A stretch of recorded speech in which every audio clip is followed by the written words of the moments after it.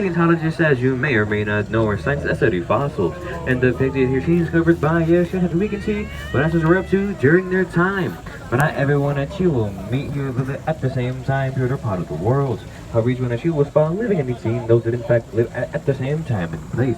So I hope your brother ever so lovely field guide with you, because it'll help you check out all the amazing things that we are about to see. And I will be asking you questions here and there too, because why not? But while seeing is believing, folks, coming up is our turn to the very first dinosaur. But to any guess actually what it might be, however, maybe it's somewhere deep within the field guide. Are you excited, guys?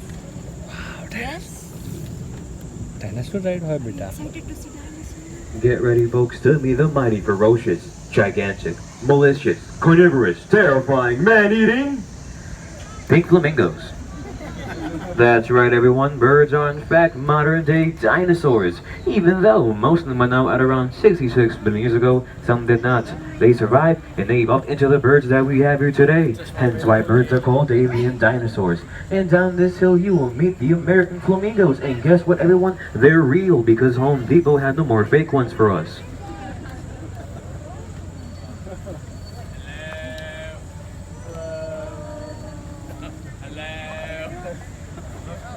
Oh, we lost the tram. But there they are to the right doing flamingo things.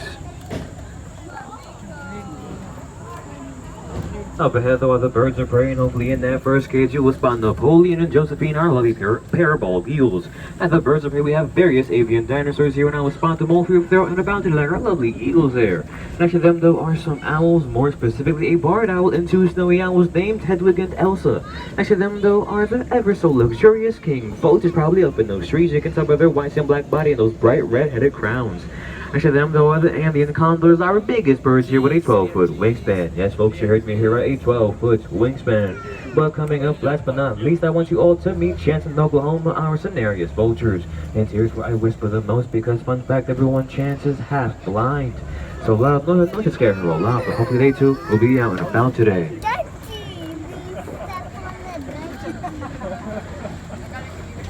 Because on that stumpy lock, I just Chance are a female.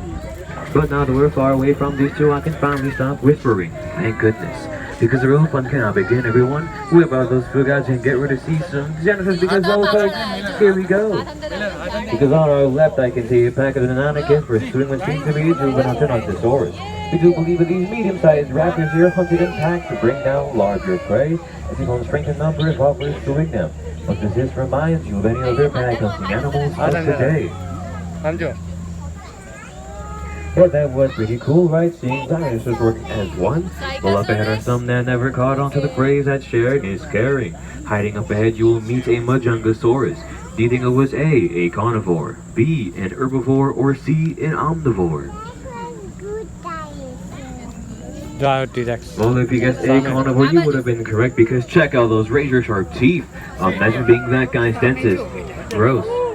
But over to our left, it appears to be their lucky day, and you can see why as well, because like Komodo dragons do today, these scavengers here to bite and chunk out of each other while sharing a carcass as a meal. Ouch, the horror.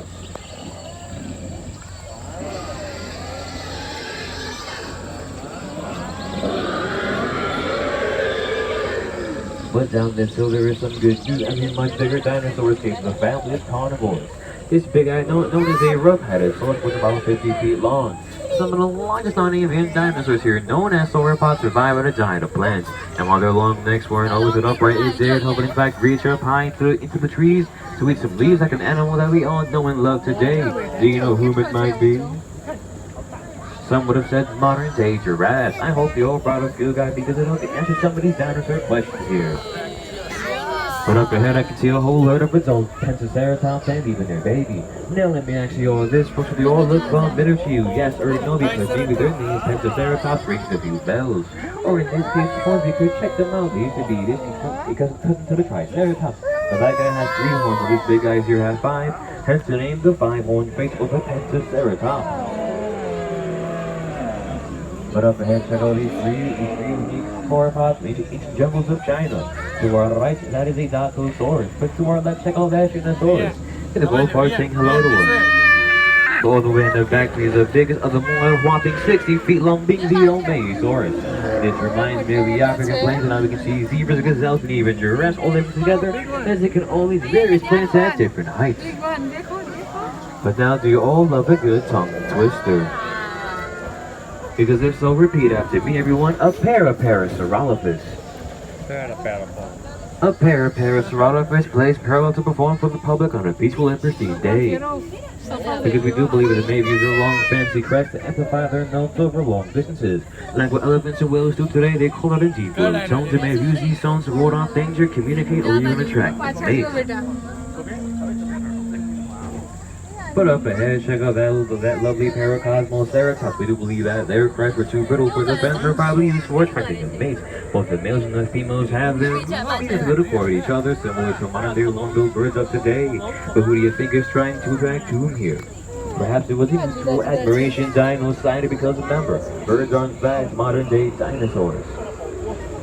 But up ahead you will spot some nuts, and they belong to the ever-so-lovely Maiasaura. But there are even some pesky troodon hiding, hatching out a plan to get some eggs to eat.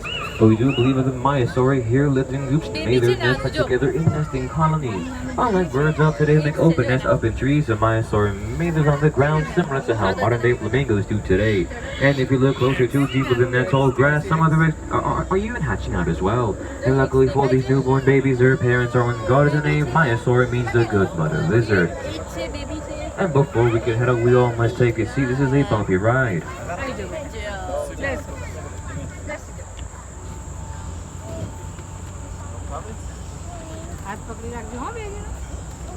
But have you all seen your favorite dinosaur so far?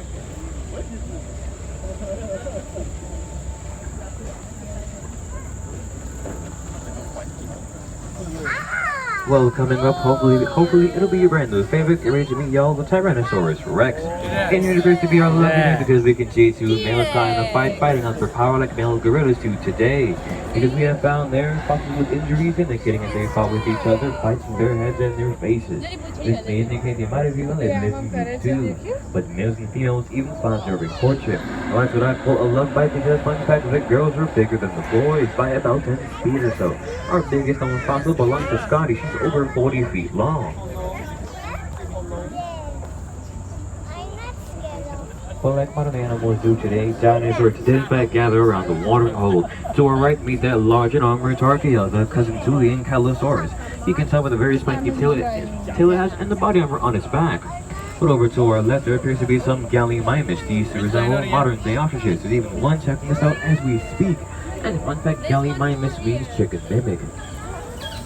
But up ahead I can spot two pterosaurs perched near the water hunting for fish. Did you know pterosaurs were not senators who are in fact prehistoric flying reptiles? And get this, the name pterosaur means the winged lizard. Some believe it or not, words like a modern-day giraffe. That big can fly around the Bronx Zoo. However, not even meeting at the watering hole was so harmonious. Up ahead, you will catch a fight to the right between two very famous dinosaurs, the Stegosaurus and the Allosaurus. Because similar to how a tiger may use a watering hole to ambush its prey, believe that the Allosaurus here may have been the same. But who do you think is going to win that battle? Place your bets because my bet goes to that Stegosaurus because check out that mighty powerful spiked tail called a Thagomizer.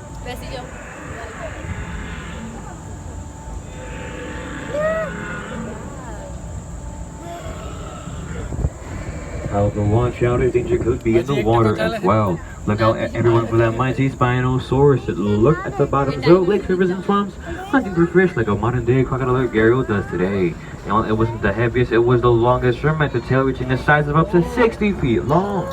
That's what I call a carnivore. And I'm happy to see it caught a fish in the water down below. Let us roll on by. But well, what do we think, everyone? To me, dinosaurs are more like modern-day animals than we would have ever imagined. I hope you all had fun here, as to me, it seems you all survived my very corny humor. Congrats to all. But happy Jurassic Day here at the Bronx Zoo. I have been Henry, your tour guide for today. It was a pleasure having you all on board with me as well.